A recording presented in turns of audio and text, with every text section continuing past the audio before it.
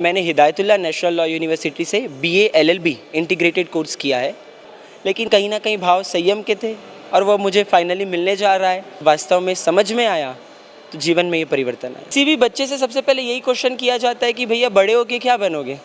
तो जीवन में वही था, हमको भी बड़े होके बीए एलएलबी करना था, बड़ा आदमी बनना था। हमारे सब बोले पैसे कमाने से सुखी हो जाओगे क्या।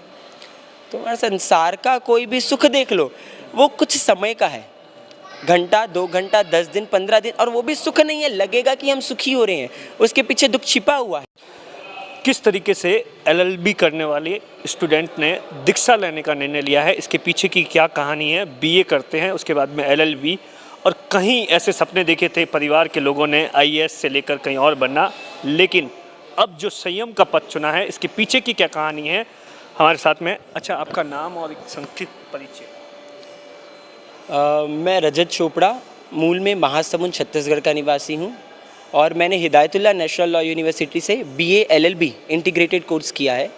मैं महाराज साहब से तो काफ़ी वर्षों से जुड़ा हुआ हूँ, और घर वालों के आग्रह से एक बार पढ़ाई बीए एलएलबी किया, लेकिन कहीं ना कहीं भाव संयम के थे और वो मुझे फाइनली मिलने जा रहा है। घूमने का, खाने पीने का, बाइकिंग का बहुत ज़्यादा शौक़, लेकिन अचानक से फिर वही जब वास्तव में समझ में आया तो जीवन में ये परिवर्तन आया। कौन सा दिन था जब इन सब चीज़ों के बारे में आपने सोचना शुरू किया। वो कौन सी दिन थी या वो कौन सी बात थी जिसने आपको इन सब चीज़ों की ओर आकर्षित किया। किसी भी बच्चे से सबसे पहले यही क्वेश्चन किया जाता है कि भैया बड़े होके क्या बनोगे। तो जीवन में वही था, हमको भी बड़े होके बीए एलएलबी करना था, बड़ा आदमी बनना था, सब कुछ था। महाराज साहब के संपर्क में आया, महाराज साहब ने यही पूछा बड़ा होके क्या बनना है। मैंने कहा मतलब बड़ा आदमी बनना है, पैसे कमाना है, एक अच्छी लग्जरी लाइफ जीनी है करके। तो महाराज साहब बोले पैसे कमाने से सुखी हो जाओगे क्या। तो महाराज साहब दिख ही रहा है जिसके पास पैसा है वो सुखी है। तो बस महाराज साहब ने उस दिन वो एक चांस दिया, बोला 2 दिन इसके बारे में सोचो कि पैसे से व्यक्ति सुखी है क्या। तो 2 दिन मतलब वास्तव में पहले दिन तो मैं ऐसे ही मतलब ठीक है महाराज साहब बोल दिए, छोड़ दिया, लेकिन वास्तव में फिर एक एक ऐसी नज़र गई, अरे मेरे वो अंकल हैं, पैसा बहुत है लेकिन वो सुखी तो नहीं दिखते, उनको इतनी सारी बीमारियां हैं, रोज़ चाहे मिठाई खा सकते हैं लेकिन डायबिटीज़ के कारण मिठाई नहीं खा पा रहे हैं। अरे वो अंकल है लेकिन वो भी सुखी नहीं है, पैसा तो उनके पास भी। जब ऐसे 2-3 निकट वालों को देख लिया तब वास्तव में लगा कि यार पैसे से तो व्यक्ति सुखी नहीं है। फिर महाराज साहब के पास वापस गया, महाराज साहब से बात किया, तो महाराज साहब फिर वही समझाए कि संसार का कोई भी सुख देख लो, वो कुछ समय का है, घंटा 2 घंटा 10 दिन 15 दिन, और वो भी सुख नहीं है। लगेगा कि हम सुखी हो रहे हैं, उसके पीछे दुख छिपा हुआ है, और वास्तव में ये जो संयम जीवन है ये सुखी होने का मार्ग है। ऐसा क्यों लगता है आपको कि संयम जीवन ही एक ऐसा जीवन है जहाँ पर सुख की अनुभूति होती है। जब तक संसार में है, व्यवहार है, परिवार है, और व्यवहार और परिवार है, तो उसी के चक्कर में सारे झंझट हैं। व्यक्ति को कमाना भी पड़ेगा, कमाना है, परिवार भी बसाना है, परिवार बसाना है तो उसको संभालना भी है। लेकिन और व्यक्ति जब संसार में जीता है तो इन दूसरी व्यवस्थाओं में इतना उलझ जाता है कि वास्तव में स्वयं के लिए सोचने का समय ही नहीं मिलता। आज भी हम देखें तो व्यक्ति दुनिया को पूरा समय दे रहा है, लेकिन स्वयं के लिए उसके पास एक क्षण का समय नहीं है। दुनिया की सोचता है लेकिन स्वयं के लिए कितना सोच पाता है। लेकिन जो संयम जीवन है वो पूरा समय स्वयं के लिए है। हम अपने आप को जान सकते हैं, पहचान सकते हैं, और स्वयं से मुलाकात कर सकते हैं। व्यक्ति 70 साल का हो जाता है, दुनिया को पहचानता है लेकिन स्वयं को नहीं पहचानता। लेकिन संयम जीवन लिया हुआ व्यक्ति वो दुनिया को पहचाने नहीं पहचाने, स्वयं को बहुत अच्छी तरीके से पहचानता है। आपने जब आप पढ़ाई कर रहे थे तो उसके बाद में आपने क्या सपने देखे थे उस समय, और अब फिर आपने महाराज साहब मिलने के बाद में आपकी सोच चेंज हुई। उस वक्त आपके क्या सपने थे, किस तरीके से आप अपनी लग्जरी लाइफ जीना चाहते थे। 12th के बाद ऐसा हुआ कि मेरा 12th में 94% आया, तो घर वालों को अब एकदम उम्मीदें बढ़ गई, और उम्मीद मेरे को भी नहीं थी कि ऐसे इतने कुछ परसेंट आ जाएंगे। तो घर वालों का था नहीं पढ़ना है, मेरे को था ठीक है पढ़ना है, अपन सीए वीए कुछ कर लेंगे, या एलएलबी किया तो फिर तो पक्का जुडिशियरी दूंगा और जज बनूंगा, क्योंकि उसमें पैसे के साथ साथ एक अच्छी रेप्यूटेड लाइफ जीने को मिलती है। लेकिन जैसे जैसे इधर पढ़ाई तो चल ही रही थी, लेकिन महाराज साहब से भी संपर्क पूरा बना हुआ था, और चूंकि महाराज साहब से संपर्क पूरा बना हुआ था तो धर्म छूटा नहीं था। कॉलेज में, और जब मैं कॉलेज की भागती दौड़ती ज़िंदगी को देखा, मेरे साथ में रहने वाले मेरे मतलब कलीग्स को देखा, उनको देखिए किस और आगे बढ़ रहे हैं, मतलब बिना लक्ष्य के भाग रहे हैं, मैं भी भाग रहा हूँ, मेरे को ऐसा लगने लगा। मतलब कोई एम ही नहीं है, सुखी होना चाहते हैं लेकिन वास्तव में सुखी कहाँ होंगे हमें वही नहीं पता है। तो इसलिए ये क्वेश्चन था जो और मारा साहब लोग की तरफ खींचते गया कि नहीं वास्तव में सुखी होने का मार्ग तो यही है, यही है, यही है।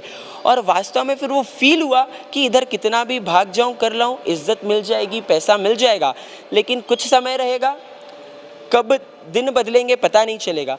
और ये लाइफ ऐसी है, इस लाइफ में मैं कुछ ऐसा कर लूँ कि मेरे आगे आने वाले भव सुधर जाए। बस फिर वो लगा कि एक भव को सुखी नहीं करके मेरे को मेरे आगे अनेक भवों को सुखी बनाना है। अच्छा, एक चीज़ बताइए, क्योंकि मैं भी जैन धर्म से काफ़ी जुड़ा हुआ हूँ।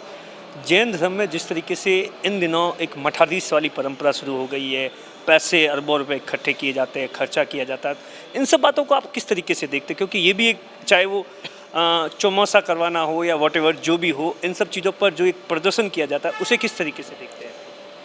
हमको देखने को मिलता है ना, बचपन में बच्चा छोटा भी रहता है ना, बचपन जो चीज़ वो देखता है ना उसके भीतर वही संस्कार जम जाते हैं। मतलब बच्चा अगर रोज़ अपने माता पिता को झगड़ते देखता है, अपशब्दों का प्रयोग करते देखता है, तो स्वतः बच्चे के जीवन में आ जाता है। मतलब व्यक्ति जैसा देखता है, जैसा सुनता है, उससे उसके संस्कारों का निर्माण होता है। तो वास्तव में जिन शासन में जो भी ये धूमधाम से वरघोड़ा निकालना, इतने डेकोरेशन करना, खाने पीने की लाइन लगा देना, तो वास्तव में किसी एक श्रद्धालु को उस समय एक अहोभाव आ जाए, उस समय उसको लग जाए वास्तव में यार क्या जिन शासन है, क्या जैन धर्म है, क्या डेकोरेशन हुआ है, और वो जो बीज रूप में संस्कार उसके भीतर आ जाए, तो वो संस्कार आगे के लिए उसका काम करने वाला बन जाएगा। मतलब इसके पीछे लॉजिक यही है कि जैसा हम देखते हैं वैसा संस्कार बनता है। तो व्यक्ति ना आज धर्म की रुचि से आए नहीं आए, उसको कुछ अट्रैक्टिव दिखता है ना, तो बस अट्रैक्शन को देखने आए, लेकिन उसको देख के उसके भीतर बस एक संस्कार वो चले जाए तो आगे के लिए उसका पूरा भाव सुधर सकता है। लेकिन यार आप इस बात को तो मानो, पहले जिस तरीके से जैन धर्म में साधु संत होते थे, उनकी तपस्या और अब की तपस्या में काफ़ी फ़र्क आ गया। अब लग्जरी लाइफ जीने लग गए हैं साधु संत भी, आप इस बात को तो मानते हैं? लग्जरी लाइफ जीने लग गए हैं ऐसा तो मतलब मैं नहीं मानूंगा। आप देखो, या मोबाइल का उपयोग हो, इन सब चीज़ों को लेकर हमेशा से इन सब चीज़ों को दूर रहना चाहिए। ये हाँ बिल्कुल, वही द्रव्य क्षेत्र काल, मतलब समय बदलता है, समय के साथ में बहुत सारे व्यवहार भी बदल जाते हैं, और जो व्यवहार बदला है सही है गलत है, इसको अगर हम एक समानता की दृष्टि से देखेंगे तो हमको लगेगा कि हर कोई ऐसा नहीं हुआ है। और वास्तव में जो ऐसे हुए हैं कि जो व्हीलचेयर का प्रयोग कर रहे हैं, मोबाइल आदि का प्रयोग कर रहे हैं, वो अपनी किसी परिस्थितिवश, कुछ कारणवश, कुछ उनका अलग उद्देश्य होगा, कुछ शासन प्रभावना का अलग लक्ष्य होगा, तो उसको सिर्फ सही या गलत की दृष्टि से नहीं देखते हुए वो किन परिस्थिति में, किस हेतु से, किस लक्ष्य से उसका प्रयोग कर रहे हैं, हम उसको भी समझने का प्रयास करें तो हमको लगेगा ठीक है, ये भी जो कर रहे हैं परिस्थिति के हिसाब से वो भी सही कर रहे हैं। अब देखिए कि किस तरीके से बहुत से सवाल होते हैं कि किस तरीके से जैन धर्म में छोटे जो बालक होते हैं वो साधु संत बन जाते हैं, दीक्षा लेते हैं, उसके पीछे की क्या कहानी थी, ये सब कुछ इस वीडियो में हमने आपको बताई कि किस तरीके से जो संयम का मार्ग है उसे अपनाने के लिए दिमाग चेंज हो गया, और उसके बाद में LLB की जगह दीक्षा लेने की तैयारी में। कैमरे के पीछे छगन सिंह है, मैं आपका साथी दिनेश बोहरा।